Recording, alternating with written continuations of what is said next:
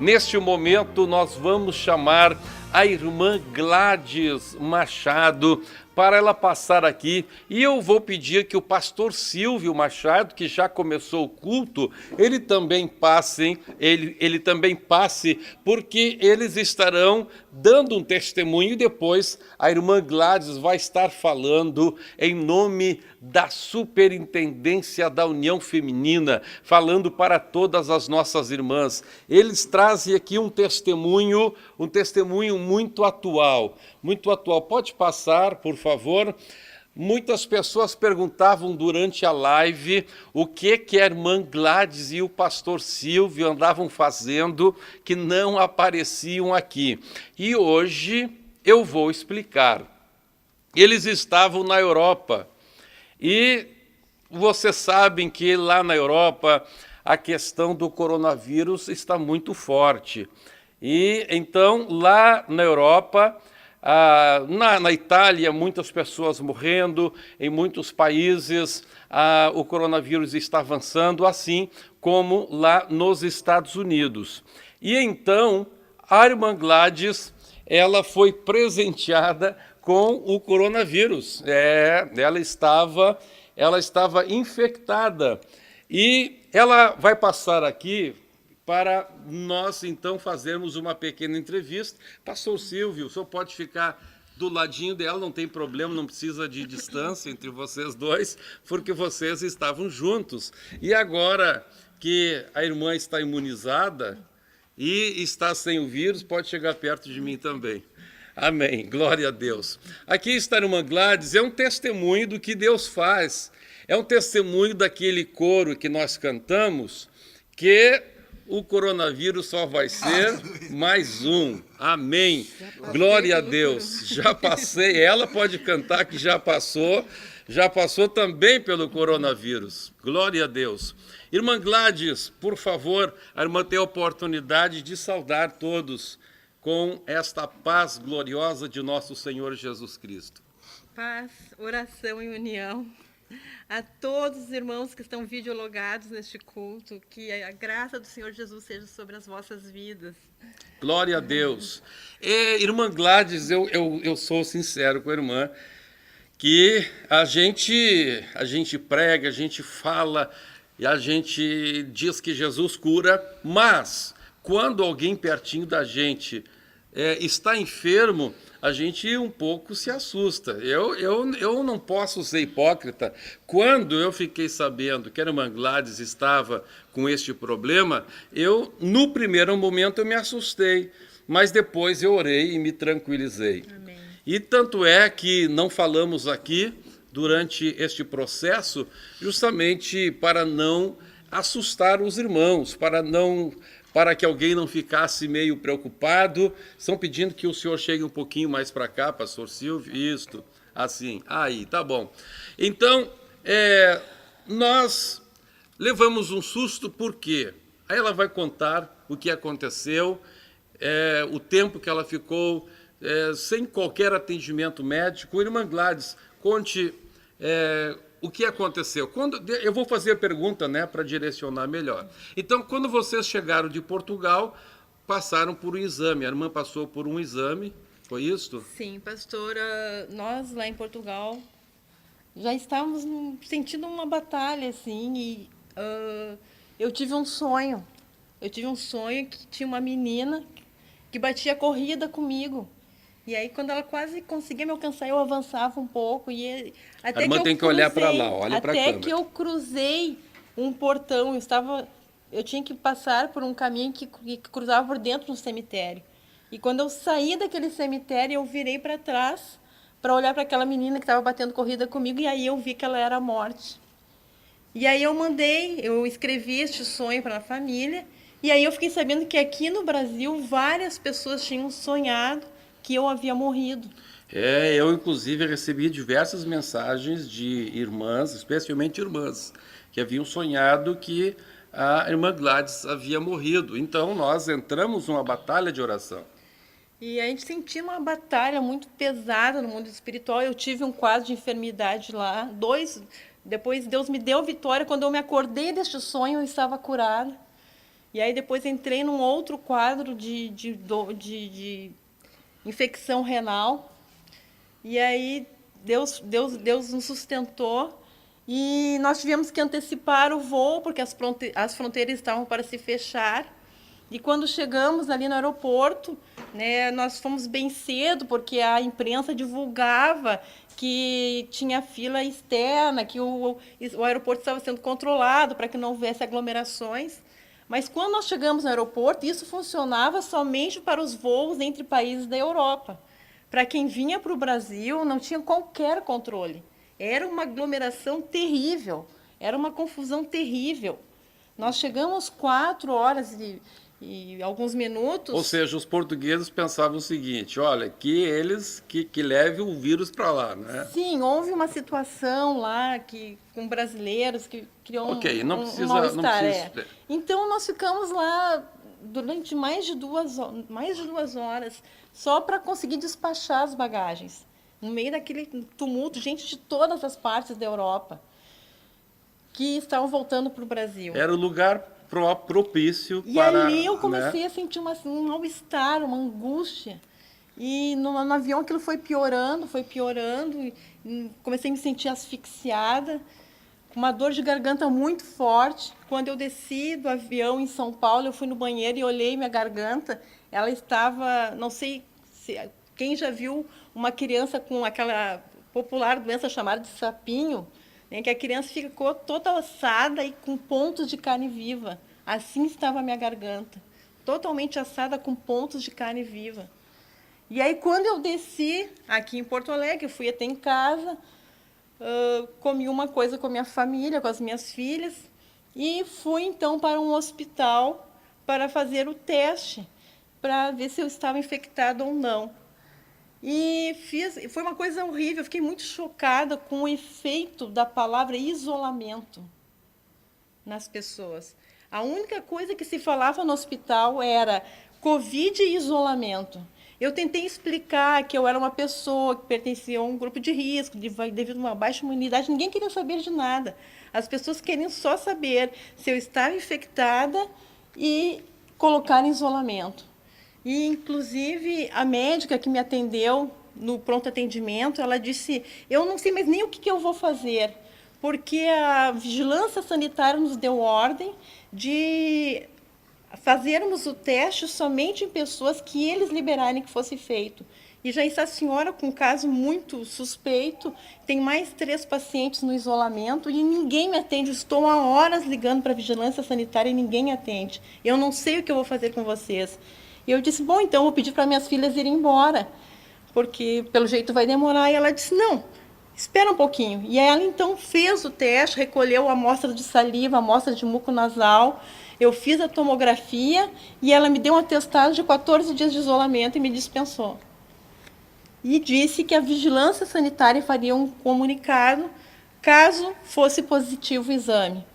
Então eu fui para casa e comecei a me sentir muito mal, eram sintomas de uma fraqueza terrível, né, dificuldades para respirar, e ao ponto assim, de para ir, às vezes, para o banheiro, eu tinha que caminhar uns poucos passos, deitava no chão, ficava deitada no chão, e aí conseguia recuperar as forças para caminhar mais um pouquinho. E aí eu comecei a entrar em contato com o hospital, mas eles diziam, não, tem isolamento, continua em isolamento, só em caso de extrema falta de ar para voltar para o hospital, porque senão a senhora pode não estar com o vírus e vai se contaminar. E fiquei assim por 12 dias. E aí, depois de 12, no 10º dia, depois daquela luta terrível, no 10º dia, eu me acordei falando em línguas estranhas.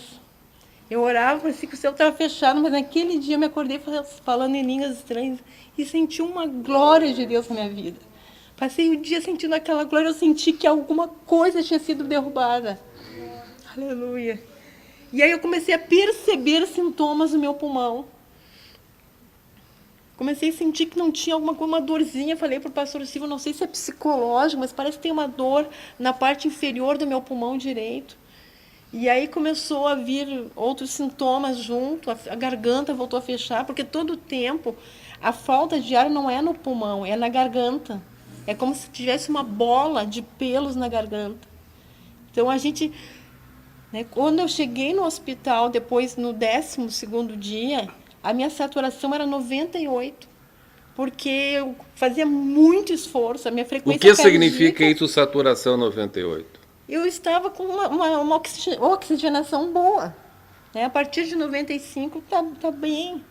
Mas o meu esforço, a frequência respiratória e a frequência cardíaca eram altas, né? Devido ao esforço que eu fazia para conseguir levar o oxigênio para o pulmão. E aí eu falei, olha, eu cheguei de Portugal, eu fiz o exame aqui há 12 dias, e até hoje eu não recebi nenhum resultado, mas eu não estou bem. Então eu quero que vocês façam um exame, se não é uma sinusite, se não é alguma outra coisa. Eu sinto que tem alguma na parte superior, que eu sinto que tem alguma coisa, eu quero que examinem. Então, para ver se não é outra coisa que não seja o Covid, que eu preciso de tratamento. E quando eles puxaram a minha ficha, então, aí apareceu a tomografia que eu tenho aqui, acusando uma pneumonia. Ou seja, eu estava 12 dias com pneumonia. Ah, então quando a irmã foi lá, eles fizeram a tomografia. Eu fiz a tomografia. Ah, tá, a irmã não falou isso. Então fez uma tomografia naquele... Fiz todo o padrão, que é o exame de secreções, tomografia e um exame de sangue. Sim. Fiz todo esse... E aí que nós ficamos sabendo que essa tomografia apresentava o padrão, exatamente o padrão da lesão do vírus Covid-19. Era uma pneumonia causada pelo Covid. E aí, quando os médicos puxaram aquilo ali, a médica que puxou, ela chamou o outro médico e virou a tela do computador e o rosto deles assim foi de pavor. Ou seja, eles tinham ali a prova que a irmã Gladys, que tu, né, vou chamar de tu, que ela é minha irmã, né, que tu estavas ali há 12 dias com aquele problema e ninguém se deu conta de examinar aquilo. Ninguém tinha se dado, parece que o diabo tinha cegado as pessoas. Ou seja, o inimigo queria lhe matar mesmo. Estavas ali com falta de ar, estava com este mal. Na verdade, eu não tinha falta de ar, eu tinha dificuldade de respirar. Ou seja, já estava 12 dias com aquilo, já estava no pulmão aquilo. 12 dias, desde 12 dias antes da pneumonia causada pelo vírus, já estava no pulmão e não estava tomando nenhum remédio contra aquilo. Nenhum remédio, nenhum tratamento. Então, quem é que não estava com cloroquina, com Tamiflu, com azitromicina? Quem estava segurando a sua vida era somente Deus mesmo. Deus, as orações da igreja, eu acredito. Aleluia. Aleluia. Oh, glórias ao nome de Jesus. Que coisa impressionante a falha médica. Mas tem um médico que não falha. Glória a Deus. Aleluia. Tem um que não falha. Tem um que não falha. Às vezes as pessoas confiam tanto no médico, né? E quando pensar, cheguei no hospital, agora estou bem, agora não preciso nem orar mais. Olha, você precisa orar, nós temos que orar, tecle com os joelhos. Esta é a garantia da nossa vitória, a nossa fé em nosso Senhor Jesus Cristo e a operação de Deus em nossa vida. Bom, e aí voltou para casa, aí sim, aí a médica ficou apavorada. Sim, né? Foi uma coisa terrível, que daí eles me chamaram. Eles deram uma cadeira, colocaram cadeira de Sim, rodas. me levaram para o complexo de tratamento, para o centro de tratamento de alta complexidade. Não deixavam nem para ir no banheiro, eles me levavam uma cadeira de rodas, porque acreditavam que o mínimo esforço que eu fizesse ia me levar à asfixia. E podia morrer a qualquer hora. E poderia morrer asfixiada a qualquer Mas se não momento. morreu em 12 dias, não é morrer em 12 minutos ali, né?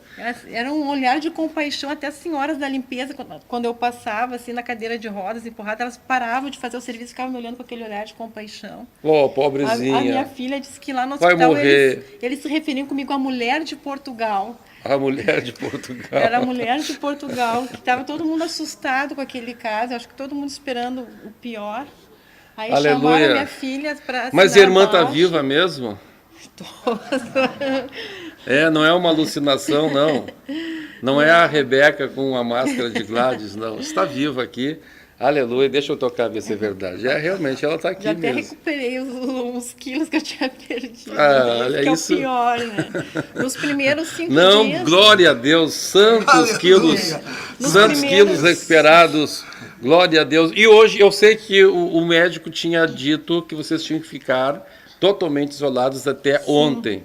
Aí hoje a irmã foi lá e aí fez os exames, foi feito Fiz os exames. Conta aí para nós como é que foi lá. E aí o médico auscultou o pulmão, fez várias perguntas, e aí me olhou assim, pode abraçar hoje toda a tua família. Então um abraço teu mano aqui, glória a Deus. Ela é minha irmã, né? Dá para abraçar, né? Glória a Deus. O senhor deixa, né, pastor Silvio? Deixa, né? Meu cunhado deixa ali. Completando só o que eu tinha falado, eu achei muito interessante que eles chamaram minha filha para assinar a internação hospitalar, depois de eu ter passado um dia inteiro na emergência. E um pouco de uma hora depois, eu recebi a alta. Eu fiquei apenas uma hora, alguns minutos internada. E os meus familiares ficaram um pouco preocupados. Então, eu fui até um outro hospital para confirmar aquele diagnóstico. E o médico, quando olhou o resultado do exame, ele disse, mas isso é caso de internação, como é que como é que te liberaram com um resultado desses?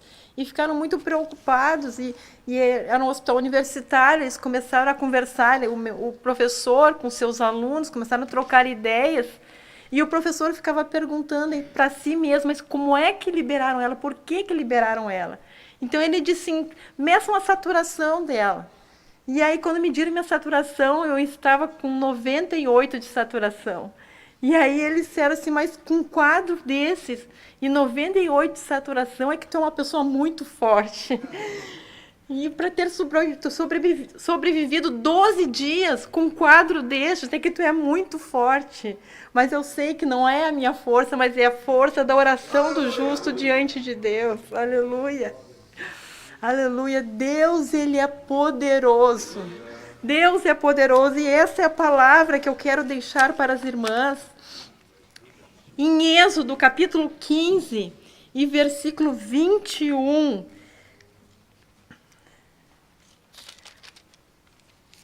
E Miriam, vou ler o versículo 20 também. A profetisa Miriam, irmã de Arão, tomou um tamborim, e todas as mulheres saíram atrás dela com tamborins e com danças, e Miriam lhes respondia, cantai ao Senhor, porque gloriosamente triunfou. Aleluia! Nós estamos em tempos difíceis, assim como para Israel também não era fácil.